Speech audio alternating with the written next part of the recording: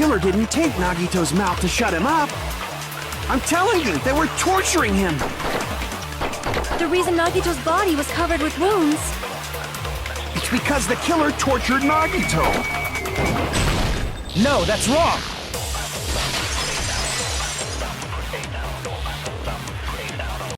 But Nagito's mouth was covered with duct tape, so he wouldn't have been able to confess anything. If he was being tortured for information, they wouldn't have taped his mouth like that. I'm prepared.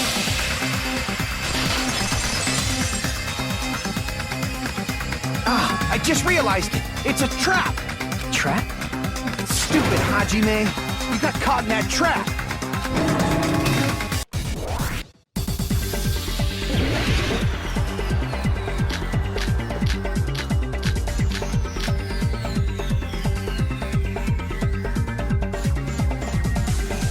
Like you said, if Nagito's mouth was taped shut, you'd obviously assume he couldn't talk, but that was the trap. He wanted to hide the fact that he got interrogated. I can't back down!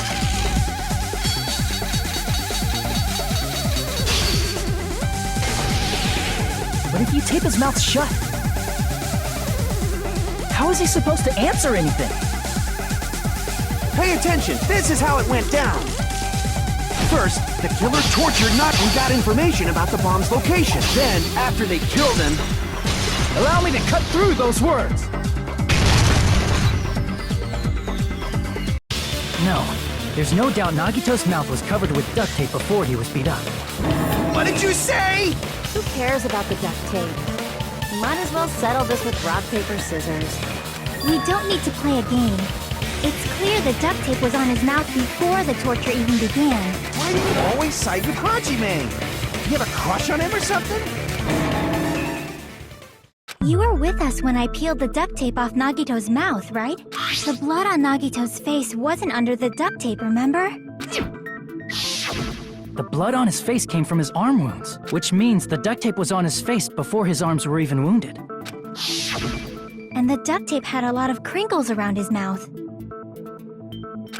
He must have been struggling to open his mouth under the duct tape.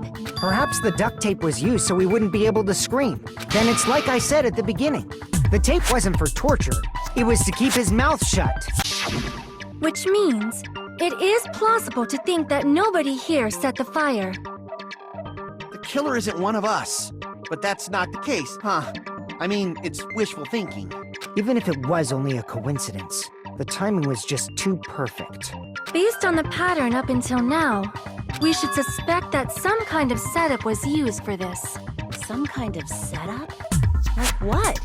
I do not know that, but that has been the pattern before. That's our Miss Sonia. You have such an amazingly high intellect. Alrighty then, let's think about this based on what Miss Sonia thinks. Is that okay, Miss Sonia? Damn right it is!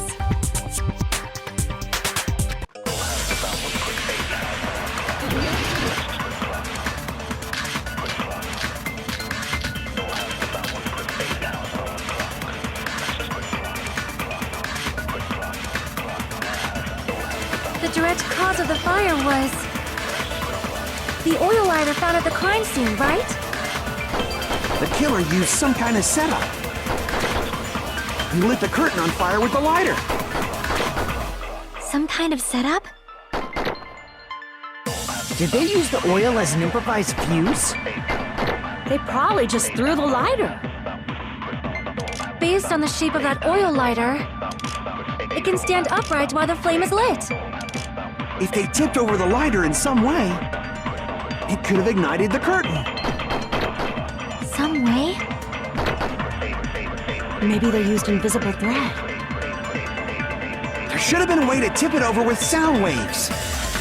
Or perhaps opening the door caused. I agree with that.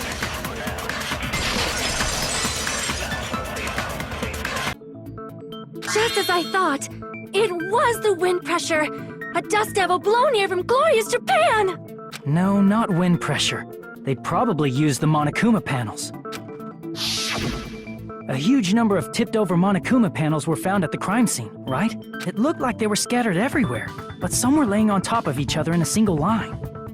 Just a single line leading from the warehouse door to the fire's origin.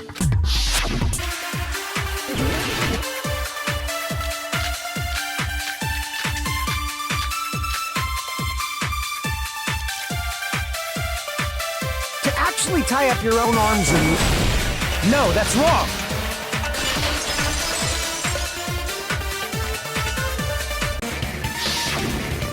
Even though the rope was burnt up, the sleeve wasn't burned at all.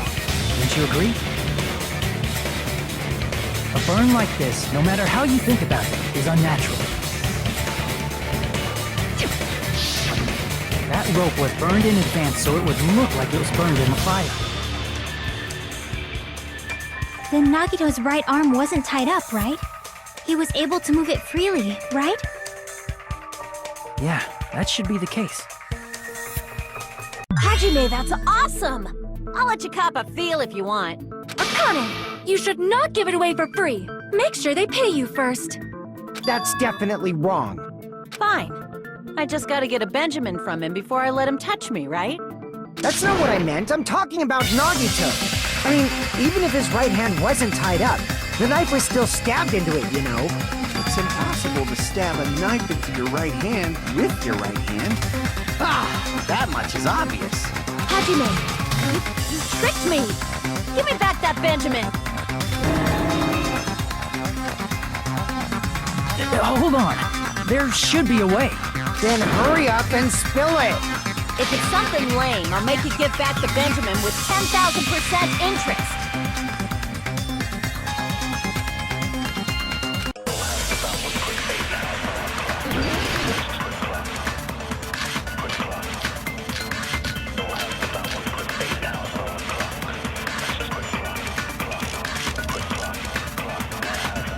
Even if Nagito's right hand was free, how could he stab his right hand with his right hand? If he threw the knife into the air and let the knife fall, could he stab his hand that way? Is he a throwing knife expert? Maybe he propped the knife somehow? I agree with that.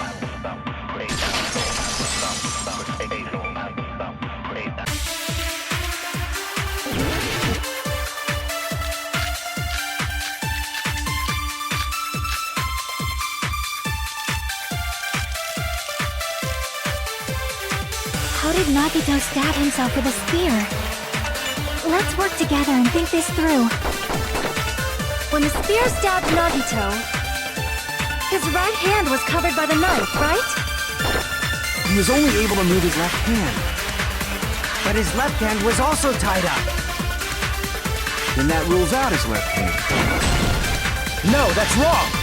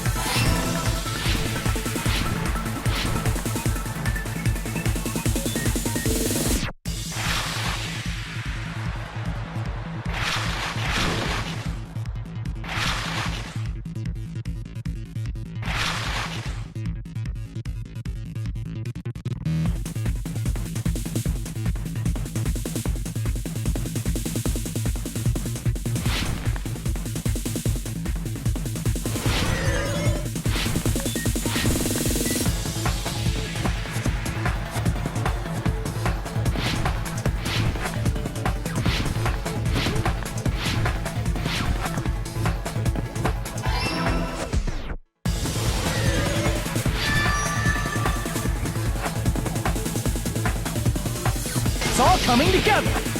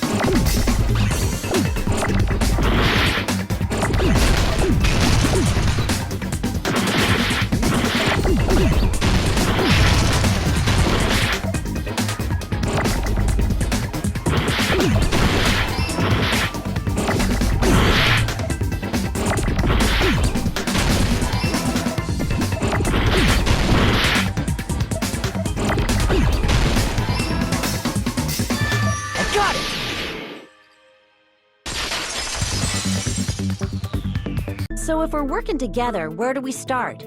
With the cause of death missing from the Monokuma file? Why don't we try removing all our preconceived notions before we discuss this? In the beginning, our discussion advanced by assuming Nagito's death was caused by the spear. It's better to confirm if there are any other possibilities. That's what I think. Other possibilities. If something other than the spear killed Nagito, all I can think of is the knife stabbed into his hand, but... That was definitely a gruesome wound, but it wouldn't be the fatal wound, don't you think? If you think the cuts on his legs and left arm aren't the fatal wounds... Are we finished already? I feel like... it's possible that we overlooked something. Then let's bring up whatever we can think of, one after the other. That might clear some things up. Exactly! We should cooperate at a time like this.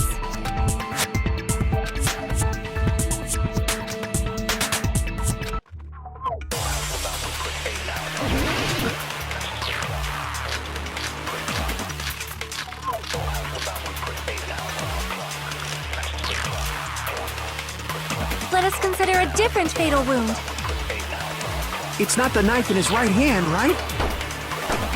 It's not the other wounds, right? With all those wounds, maybe he simply bled to death. There's no way he burned to death. Was the cause of death something that cannot be seen? I agree with that!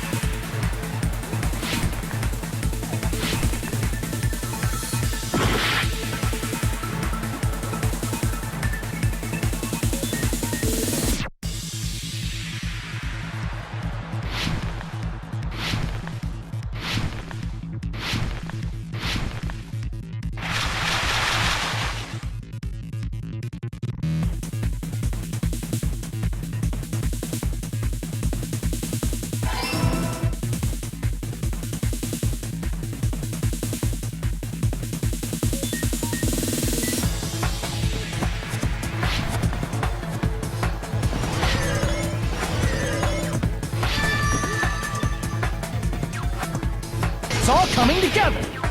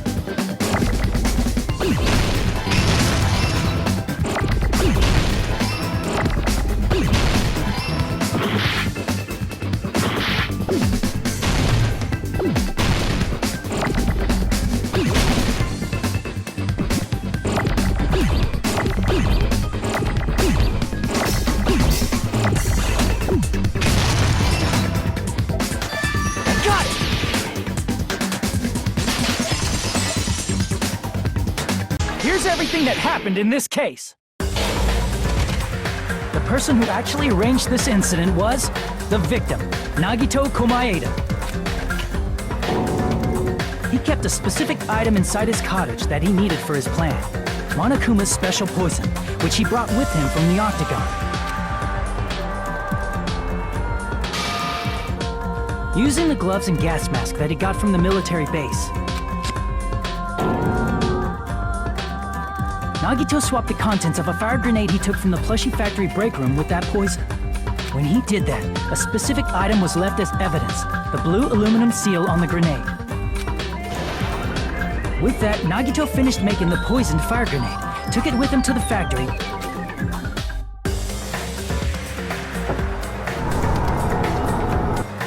and put it back with the rest of the grenades in the break room. The next morning, Nagito appeared before us and declared that he hid a bomb somewhere. While we were looking for the bomb, that's when Nagito headed over to the goods warehouse. In order to set up a fire, Nagito arranged the Monokuma panels in a line going from the door to the curtain and placed an oil lighter in front of it. From there, Nagito set his insane plan in motion.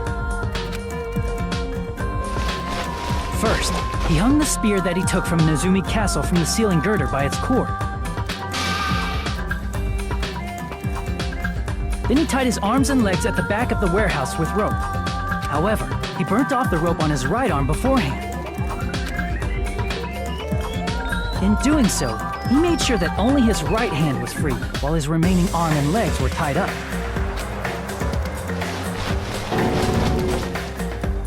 As he gripped the tip of the rope hanging over the ceiling girder with his left hand, he lay down face up, just beneath the dangling spear. But this was just the beginning of Nagito's plan. And then, he did something no one could have predicted. First, he covered his mouth with duct tape, and after making sure he was unable to scream,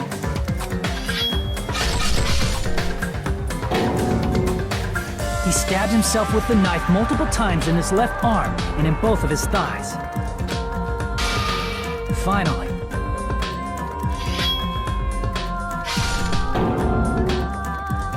he propped the knife on the plushie and slammed his right hand onto the blade. He didn't just want us to think he was tied up, he also wanted us to think he'd been tortured. Through all this, Nagito never let go of the spear. His plan still wasn't over. In fact, it was just about to begin. Meanwhile, we finally arrived at the plushie factory and found Nagito's message. After seeing his message, we instantly made our way to the warehouse. But that was part of Nagito's plan.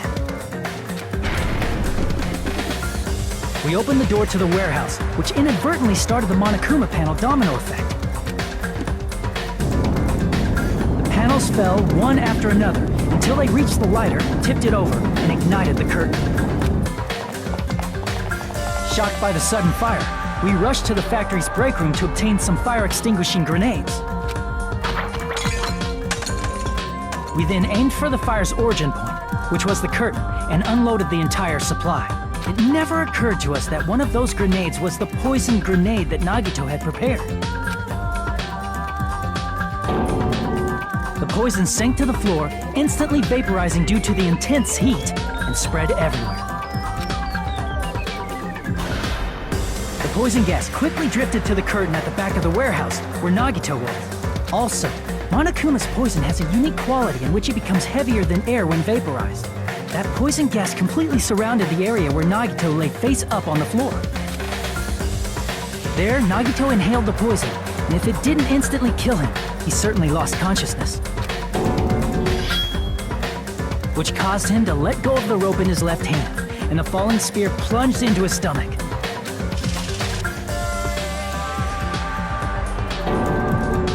This is all the information related to Nagito's plan. His true intention was to set one of us up as the killer. At this time, we still don't know who the killer is, because the killer wasn't aware they killed someone. Try as we might, we cannot reach that truth. That was Nagito's trap. In conclusion, the fact that we can't determine the killer's identity.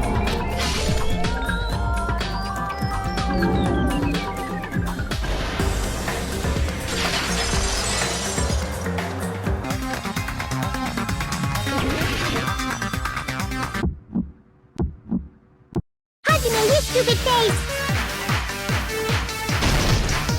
Let's all get along!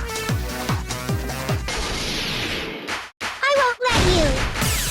Let's all get along! First open and mix! I can't lose! Hajime, you stupid face! I won't let you! First open and mix! Grade! Disappear! Hajime, you stupid face! Let's all get along! I'll lower your grade! Hajime, you stupid face! Let's all get along! Chiaki and I aren't best friends! This is the end!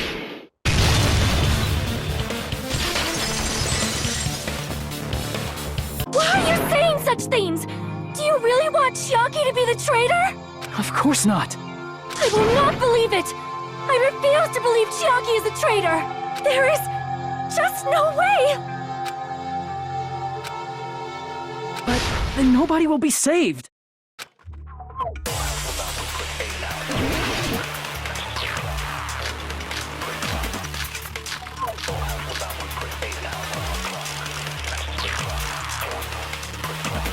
Chiaki is not the traitor! When we were trying to turn off the bomb, didn't Chiaki use the card reader right away? If she's a traitor, she would have been more cautious! There's no way Chiaki would have known if that bomb was fake or not!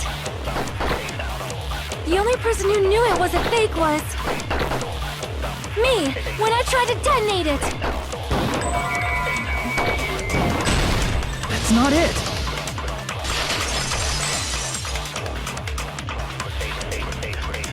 That's not it.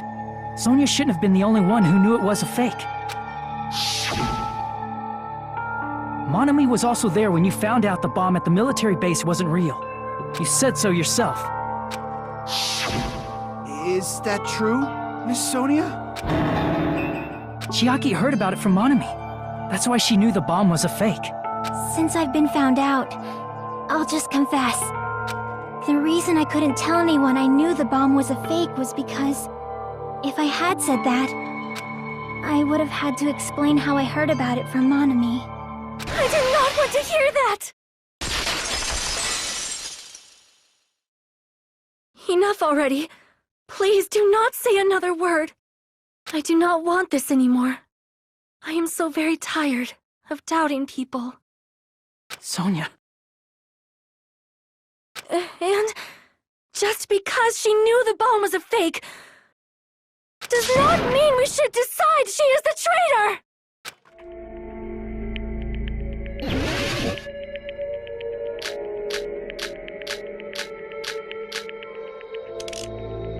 Even if she knew the bomb was fake,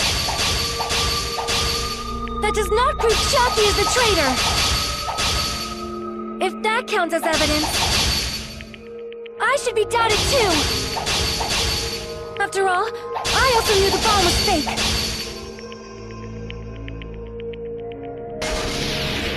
Knowing it was a fake isn't the problem. What matters is who told her. What matters is that she heard about it from Monami. There was someone other than me and Monami who knew that bomb was fake! That someone is Monokuma! Monokuma said so earlier, correct? He knows everything about this island. Monokuma probably told Chiaki that it was fake beforehand!